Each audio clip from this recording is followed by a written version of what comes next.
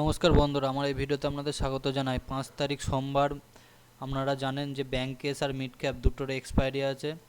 তা mid cap খুবই bearish শুরু করে দিয়েছে। তা আপনারা দেখতেই পাচ্ছেন আজকে প্রায় 1.80% লোয়ে ক্লোজ করেছে, 12,598। পরপর একটা দুটো তিনটে ছখানা ক্যান্ডেল 6-90 মিনিট ধরে একভাবে বাজার পড়েছে। দেখতে গেলে দুটো থেকে একভাবে বাজার পড়েছে আজকে মিড ক্যাপ নিফটি। চলুন আমরা দেখে নিই যে মিড ক্যাপ নিফটির ওয়েলটে কি দেখাচ্ছে। ওয়েলটে প্রিমিয়াম আপনারা দেখতে পাচ্ছেন খুবই বেশি, যেটা খুব একটা দেখা যায় না।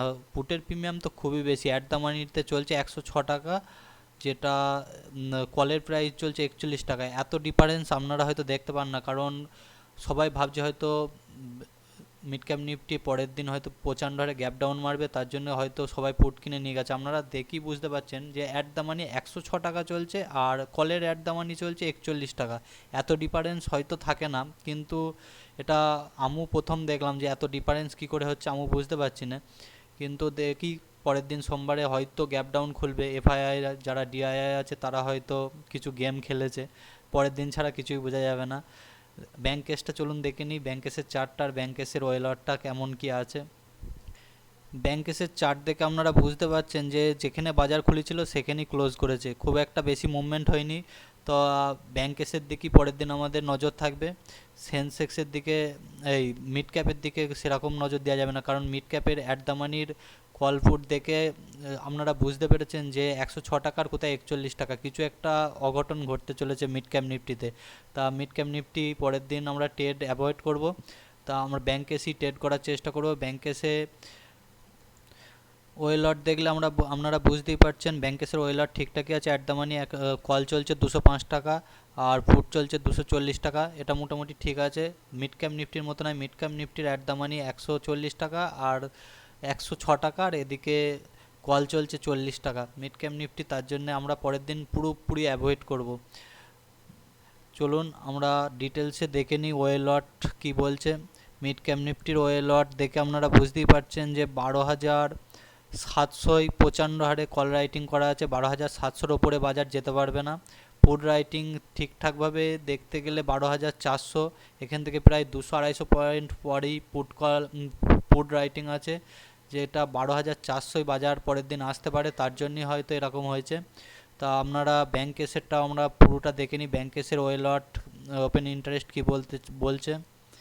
ব্যাংক কেসের পিসিআর চলছে 0.64, এটা বিআরইস পিসিআর বললেই চলে, বিআরইসি পিসিআর।